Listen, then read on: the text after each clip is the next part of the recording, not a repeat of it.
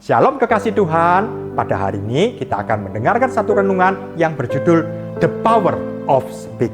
Kita akan baca di dalam Matius 17 ayat 20. Sebab aku berkata kepadamu, sesungguhnya sekiranya kamu mempunyai iman sebesar biji sesawi saja, kamu dapat berkata kepada gunung ini, pindah dari tempat ini ke sana, maka gunung ini akan pindah dan tak akan ada yang mustahil bagimu. The power of speak ada 4 proses. Yang pertama adalah hati kita harus dipenuhi dengan firman Tuhan. Kita menghargai firman Tuhan lebih daripada emas, dan ini menjadi satu kegemaran dan kita akan merenungkan siang dan malam. Kita simpan firman Tuhan di dalam tanah hati kita yang terbaik.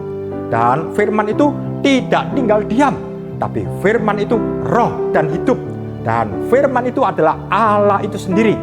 Maka firman akan menimbulkan iman. Logos menjadi rema. Dalam Roma 10 ayat 17 dikatakan, jadi iman timbul dari pendengaran dan pendengaran oleh firman Kristus. Dan yang ketiga, iman itu berani untuk berkata-kata. Karena yang diucapkan oleh mulut itu akan meluap dari dalam hati.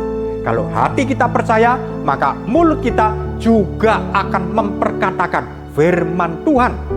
Aku percaya, sebab itu aku berkata-kata. Maka kami juga percaya, dan sebab itu kami juga berkata-kata. Itu kata Paulus. Luar biasa.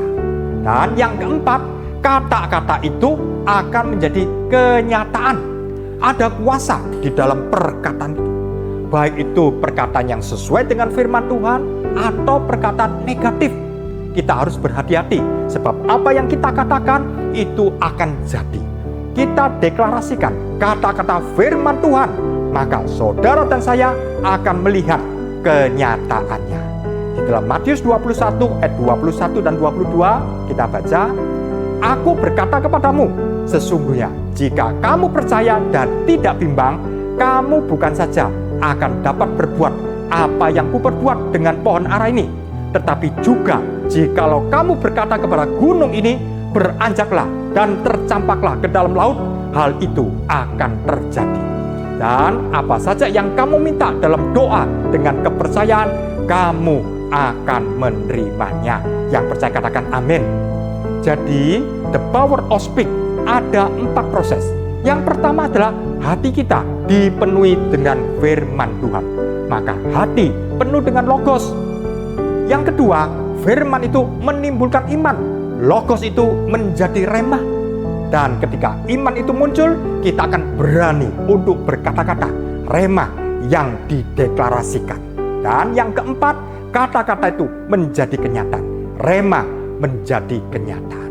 Kekasih Tuhan, ini adalah fasilitas yang Tuhan berikan. Mari kita pakai untuk Natal Desember ini. Kita perkatakan, jiwa-jiwa akan berdatangan. Jiwa-jiwa baru akan diselamatkan. Dan terjadi hujan pertobatan, hujan mujizat, hujan kemenangan. Kita katakan dengan kata-kata iman, maka tidak bisa tidak. Itu akan terjadi. Puji Tuhan, Tuhan memberkati.